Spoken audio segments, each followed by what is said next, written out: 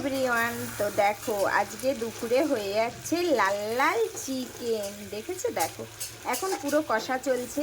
এটা একটু ঝোল রাখবো, আর ঝোল আলু দিয়ে আর চিকেন, মানে আমার মাংস দরকারই লাগে না, পুরো ভাত খাওয়া হয়ে যাবে।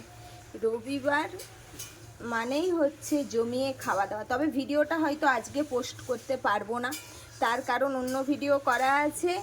এই ভিডিওটা হয়তো সোমবার দিন দুপুরে পোস্ট হবে। তো দেখো তোমাদের কার কী রান্না হচ্ছে আজকে দুপুরে অবশ্যই জানিও। আর এই যে দেখো কালারটা কিন্তু সেই এসেছে। তো আমরা 3 জন খাবো চিকেন, ওই জন্যই কম করে হচ্ছে। 3 জন খাবো চিকেনটা। আর হচ্ছে তোমার বাদ বাকি সবার মাছ হচ্ছে।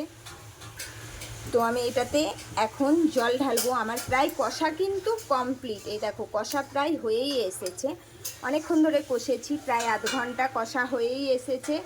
কষা হয়ে গেলে আমি এটাতে জল ঢালবো। আর একটা জিনিস দেখো, কষতে কষতে কত তেল বেরিয়েছে দেখো, এই দেখো।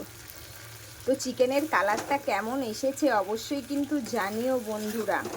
আজ আমি, আমার ছেলে, আমরা খাবো শুধু চিকেন, আর কেউ খাবে না। সবাই ভেটকি মাছ এনেছে, তারপরে চিংড়ি মাছ দিয়ে একটা তরকারি হচ্ছে চিচিঙ্গের। আর কোনো কিছু আমি শেয়ার করলাম না, জাস্ট এটাই তোমাদের সাথে একটু শেয়ার করছি।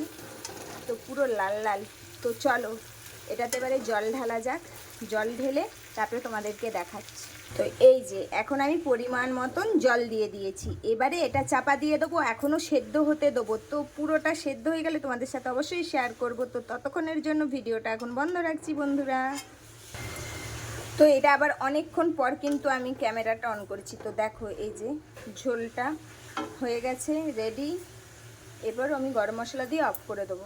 এই যে চলো শেয়ার করতে চলে এসেছি। দেখো চিংড়ি মাছ চিচিঙ্গের তরকারি, আর এই যে দেখো মাছের ঝাল। দেখো এই যে লাউয়ের খোলা কাটছি। লাউয়ের খোলা ভাজা খেতে কিন্তু সেই লাগে। তোমরা কে কে খাও লাউয়ের খোলা ভাজা অবশ্যই জানিও। তো টাটা, সকলে ভালো থেকো, দেখা হচ্ছে আবার পরের ভিডিওতে। এই দেখো লাউয়ের খোলা কাটবো এখনো।